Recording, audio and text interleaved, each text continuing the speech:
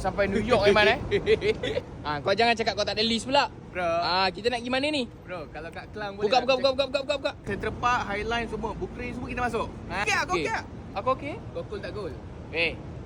Cool lah bro. Mestilah cool. Okay, let's go.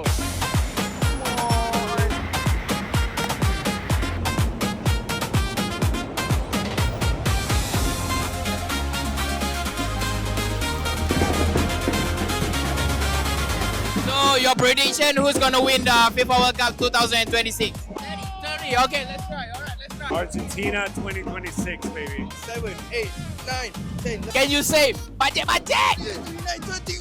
Kita bagi dia ada. So, this is for you. Rexona man.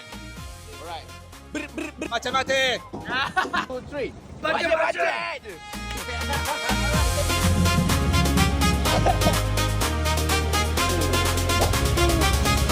Alright bang, abang asal daripada mana bang? Abang daripada mana bang? Saya dari Philadelphia terbang sini. Wih! Dari Klang bro. Dari Kelang bro. Korang datang sini untuk apa? Tengok World Cup.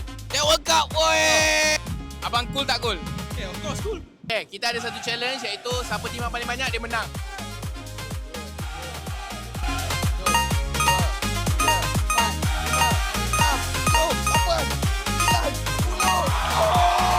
Disebabkan dia menang, bagi dia hadiah iaitu cool. Kalau cool kita pakai ni bang. Apa ni? Rexona asik buat. Rexona cool tak cool abang? Cool tak cool? Cool. Cool lah sekarang. Sekarang saya dah cool. Baik. Kalau cool, satu kali. So, korang ingat tak last episode aku ada bagi tahu korang? Kita suruh fans kita pilihkan kostum untuk kita. Siapa dah ready untuk outfit reveal kita orang nanti? So, stay tune untuk episod yang seterusnya. Rexona Malaysia.